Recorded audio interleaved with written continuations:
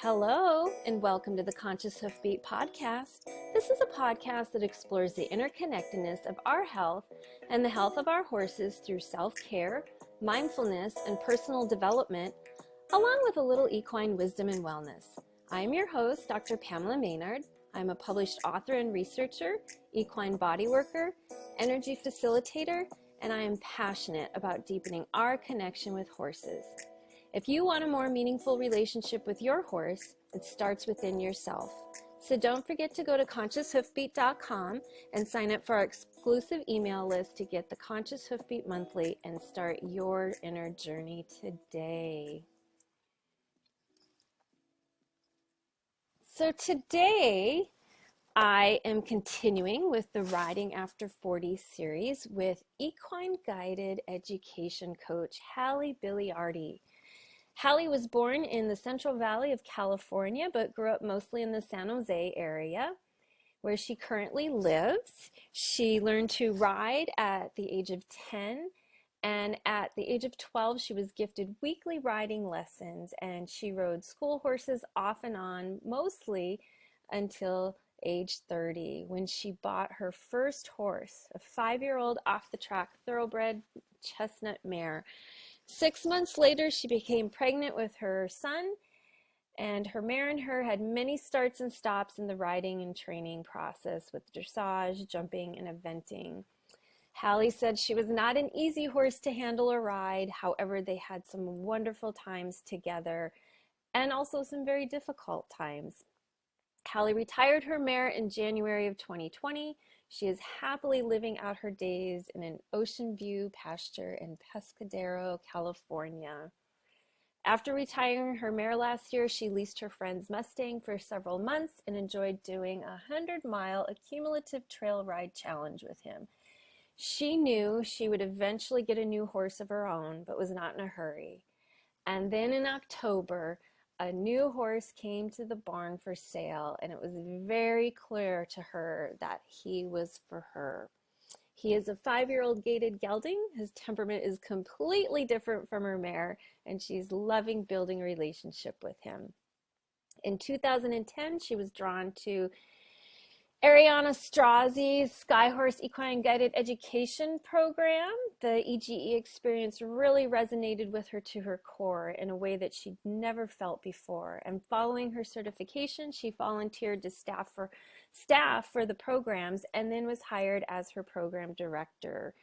She eventually became an instructor in the Skyhorse certification program, as well as coaching and facilitating her own EGE programs. In 2018, Hallie authored Take Back the Reins, the truth about why you're stuck and how to get moving again. She wanted to share how horses can help us uncover what is holding us back from living an authentic, soul-connected life and inspire us to make the changes in ourselves that brings more fulfillment and satisfaction to our relationships and experiences. Ooh, I love that. Thank you so much for joining me today, Hallie. How are you? Thank you. It's a pleasure to be here. Oh, I feel a little winded. That's a lot of good stuff, and I didn't want to leave any of it out. And I love how you waited and you knew that the right and perfect horse was showing up for you. That's beautiful. Thank you. Acknowledge you and honor you for that. So I will just dive right in today with our Riding After 40 questions. And I forgot to ask you in advance, do you have the horses at home with you? Or it sounds like they're still at a boarding facility though. Yes, so my retired mare is in a pasture in Pescadero, which is about 90 minutes away from me, where there's other retired horses there. There aren't any stalls. There's not a formal barn. They just get to be out on the land. And Nice. then my new horse is in a stable about 20 minutes away. So he's at a boarding facility. So when you're doing your equine-guided education work, are you doing it, what horses are you using for that? Are you doing it with the owner's own horses? No, there are other horses at the barn. I used my mare when I had her with me for programs, but also a lot of the other boarders at the barns where I've been are happy to let me use their horses in my program and have their horses participate. So I've been really lucky. Yeah, you're really lucky that you get to do it at somebody else's facility. Some places are weird about that, so that's awesome. My goal is to have my own land and have the horses with me at some point. My husband and I are actually looking for property. So it's just about finding the right place. Sure. Which will show up for you at the right and perfect time, like your horse did. Yes. So what this riding after 40 is really all about is, I mean, ultimately our passion for horses is how do you describe your passion for horses? That's, I was thinking about how to articulate it, and really horses are my inspiration. They are their curiosity, their desire to connect with us, the fact that they let us ride them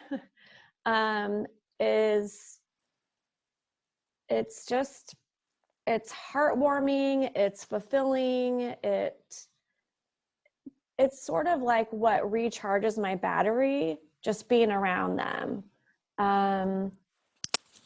Their generosity towards us and all of those things are just, it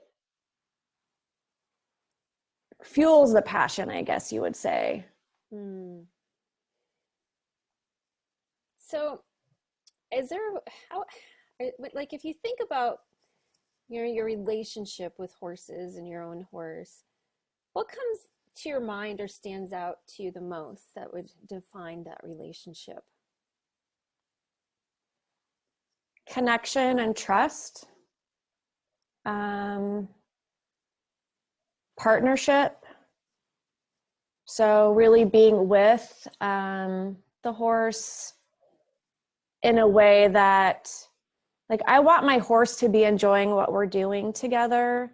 It's not just about me and fulfilling some riding checklist or goal, but that my horse is feeling content and happy with him or herself, and doing that together. Yeah, it's not a one-sided relationship. It's a mutual relationship. I love that. Yes, absolutely. Do you remember when you first fell in love with horses? Do you have a first memory of horses? Well, I remember, and I don't know if this was mine or my cousin's, but the little horses that were on the springs that you could like ride and they would rock back and forth. Like at the grocery store, that was like my favorite, like, and I don't know how little I was when that happened, but my first real memory of horses was, I was around 8 years old, and my parents were divorced and my dad was living in Southern California, and there were horses in his neighbor's yard. And so I remember climbing on the fence and holding sugar cubes in my hand out to try to get the horse to come close enough so that I could pet him. Mm-hmm. Did it work? Was he lured easily? He did. He would come close enough. I mean, it was still sometimes hard to, reach over and without falling off the fence. So that was the first memory that I have specifically of horses. And then, as you said in my bio, when I was 10 years old, I was able to do a horse camp. And that's where I learned to ride. And I did every other horse camp, like all summer long that I could do, until I started doing my weekly riding lessons. And there was no turning back, right? Oh no, there was like no way. I think the longest I went without riding was maybe 2 years. You're getting ahead of me. That's one of my next questions. I guess I can flip it around. So Was there a time in your life when you didn't ride or have horses in your life? And what was that like for you? And how did it feel? Well, after when I was 14, so I rode lesson horses for 2 years, weekly lessons. I went to a couple of shows. I loved it. It was the thing I looked forward to every week. And the barn where I was taking my lessons, they closed down their riding school, and all the horses got moved somewhere else. And you know, however my dad had set up my lessons and paying for them or whatever, just like that changed because that place closed. And so I think it was about 2 years that I didn't ride, maybe a year and a half. But then I started working at the grocery store to earn money so that I could pay for weekly lessons. And so I found my riding instructor at a different place, and I started taking lessons with her again.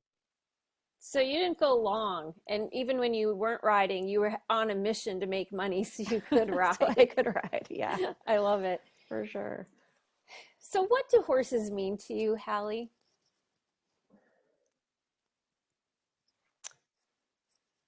They are, I mean, the first word that comes to mind is everything. I know that can't really be so. I mean, I'm a mom and a wife, and my family is, you know, important to me. And, you know, I mean, I feel like horses are my family too. I guess that's kind of how I would put them in. They're part of the family. They're part of the family, and they're equally as important and, you know, present. Now that I have my new horse and I'm able to go, I mean, I go to the barn almost every day. And what especially this last year with, you know, the COVID situation and all of that, being able to be outside in nature with my horse has kept my sanity for me. Honestly, it's the best medicine there is, and I can't imagine not having horses in my life. Which leads me to my next question, which is, what does the thought of not having horses in your life feel like? I can't imagine it. I mean, emptiness, sadness, major loss. I can't, you know, there was the first, when I decided to retire my mare, I decided in December that I was going to do it. And then it was actually January when I moved her. It was really an emotionally challenging decision, even though I knew it was the best thing for her and the best thing for me, to not have access to her every day and to not have that constant interaction. It was a little scary to... Did it almost feel like you were mourning the loss of her, even though you weren't technically losing her? Yeah, I did. And it was the loss too of, like, because of her injury that she had and her infection, I didn't get to ride her for the last 2 years that she was with me. And but I was working back up to trying to ride her. And so making that decision to retire her felt like giving up that goal and the feeling of just being on her and moving together, like, to let that go, like, that's losing. You lost a friend.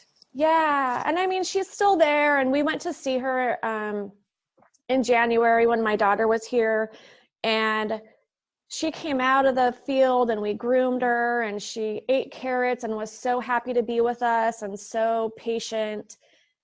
And then when I put her back in the field, she went cantering off into the field, sort of as a way of saying, like, I'm happy here. I'm good. It was wonderful to see you, but, like, I'm okay. Don't worry about me. And that was super, like, precious. Sure. She was like letting you know, I'm okay, Mom.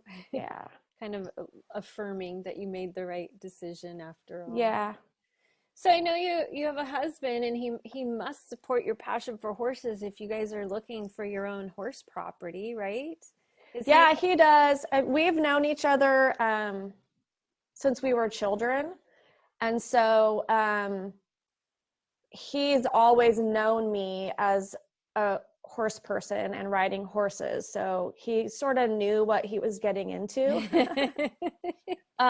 Maybe not to the extent that things have become, but he, never tried to not have me ride or talk me out of it. Or I think when the kids were little and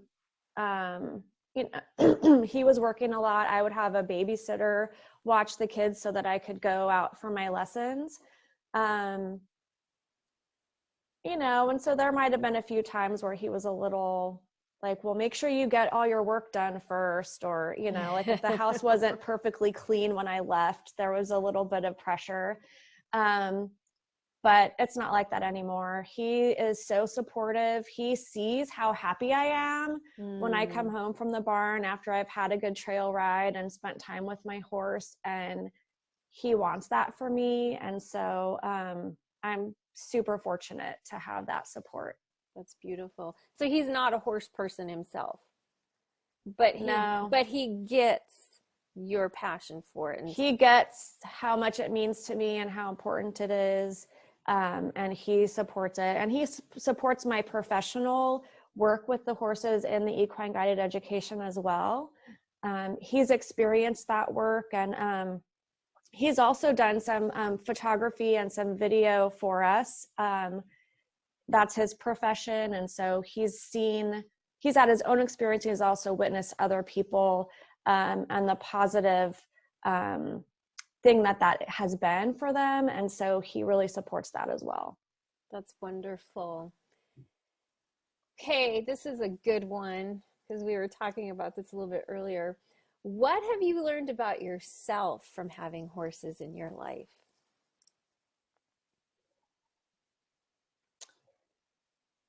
I have learned to be more horse-like, to be more in tune with my surroundings, with the energy of the people around me, to trust myself more, to trust my own intuition and my own senses, versus what people are telling me or what's being imposed on me. I've learned the importance of being authentic to myself, with myself, and also to other people. The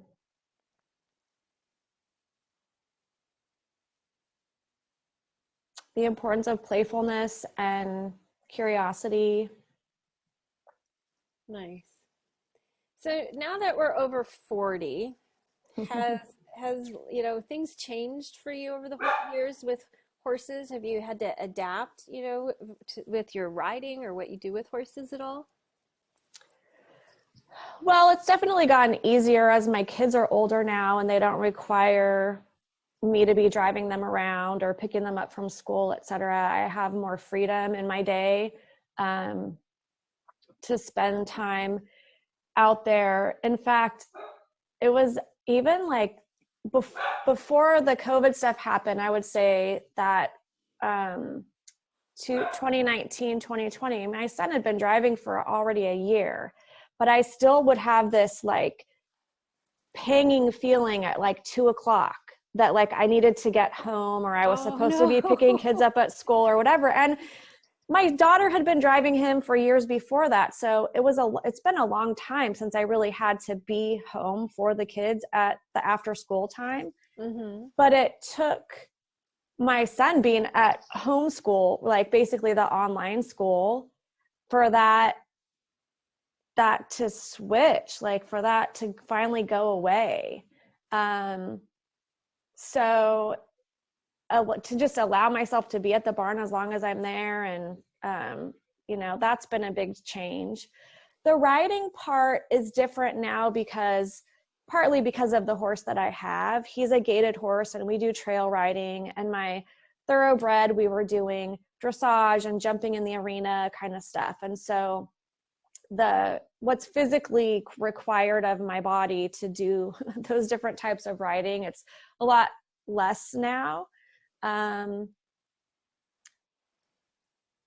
So that was sort of a natural thing. I don't know that that was an age-related change. Like, I think if I had kept riding in the arena and doing that style of riding, like, my body would keep doing that for me.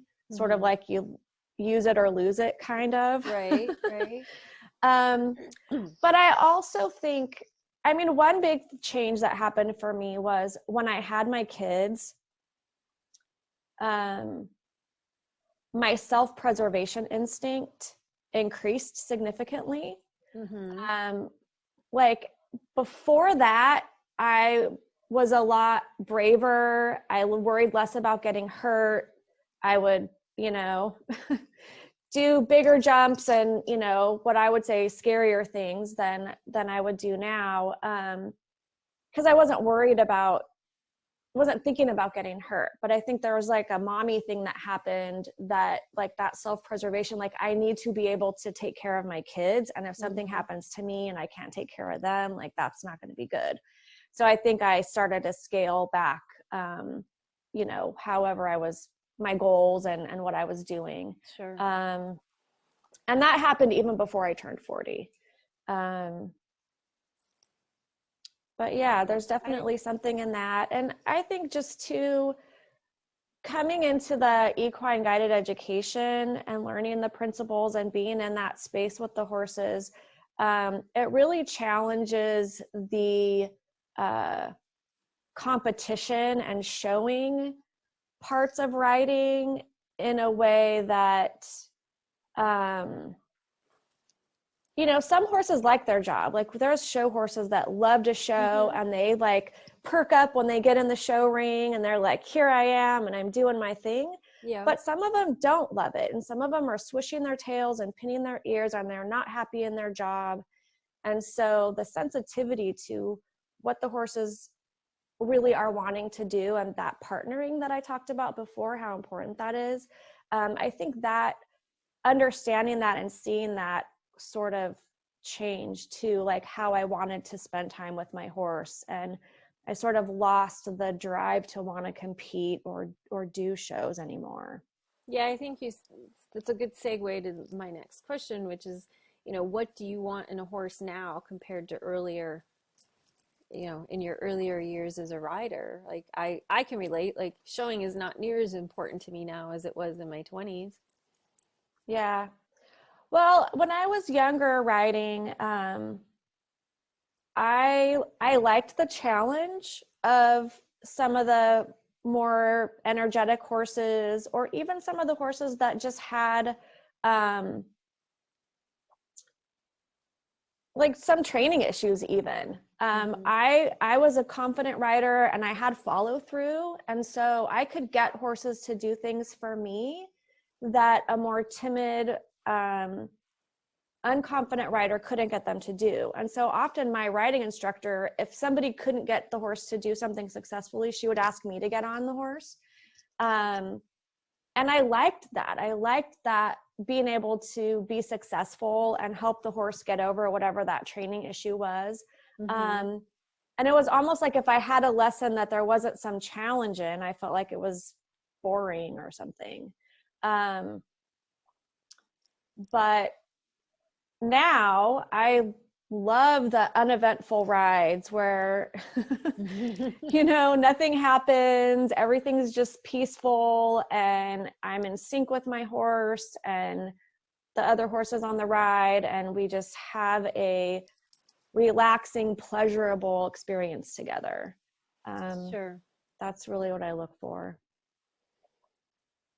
Yeah, so I think it would be safe to say that your goals have changed, right? Oh, yes, absolutely. Yeah, it's more about connecting with my horse. And, I've only had him for a few months, so we still have a ways to go with developing our relationship. But I can already feel like he watches me as I move around the branch and doing different chores. Like he's cued into where I am and, you know, wants to engage. He wants to know, like, what are we doing together when he sees me? And I want the horse to want to be with me. Did you think about that stuff in your 20s?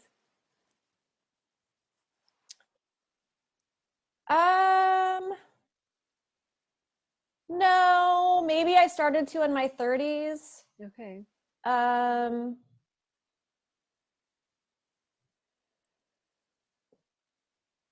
But my 20s, I mean, that's when I had a lot of other stuff going on in my life. And I think it was just when I got to the barn, just being with the horse and letting the rest of my challenges that were happening in my life, like leaving that at the gate and just being there and being with the horse was just such a an escape sort of, and a reset for me. But I don't think I was as conscious of how it was for the horse. Gotcha.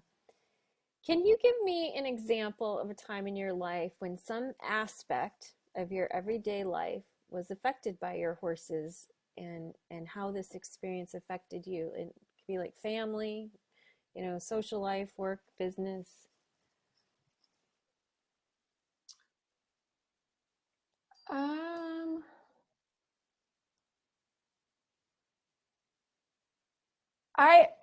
Well, my equine-guided training, I mean, once I came to Ariana's program and I saw what the horses were doing there, it changed every relationship for me. Just how I related to people, how I would communicate, like the awareness of like if I was open to them or not, if they were open to me or not, if we were actually really communicating, connecting and communicating, or if someone's just talking, like, you know, if you're talking at someone versus, you know, they're listening or receiving. That, for as a parent and as a spouse, like that was huge. Do you believe that your life experience with horses, differs from those in the world that don't have a horse lifestyle?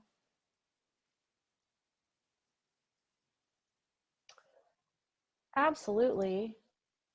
I think there are other ways that the other things that people could do besides horses that would bring nature and a natural experience into their life. But most people,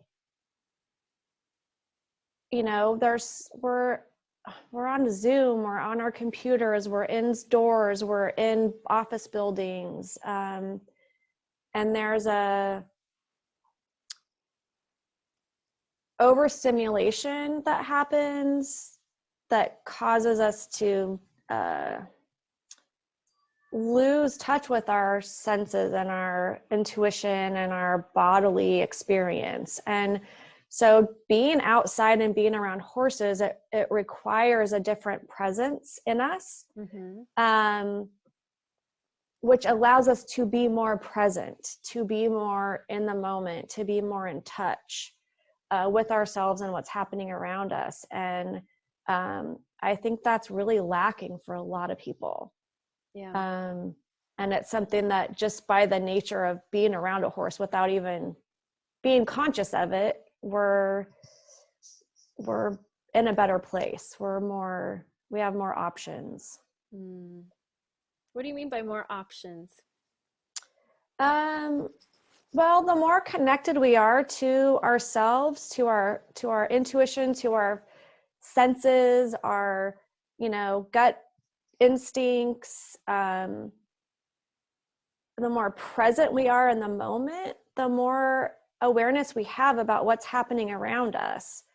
And that gives us more choices. So if we're going about our day sort of unconsciously doing our habits and reacting to things. We're not in a choice place. We're just reacting to this and reacting to that. And so I think that being more present and more tuned in, you see more, you feel more, and it gives you're more informed, I guess. Very well said. Very well said. I don't know that we can top that, and I have two more questions. That's a beautiful place to stop. But two more questions. Okay. Do you have any regrets about being passionate for horses and having horses in your life? Oh no. Oh no. It's the most wonderful thing, and it's my life. Yeah. I wouldn't change it for anything. Is there anything else you'd like to share with me about your life with horses?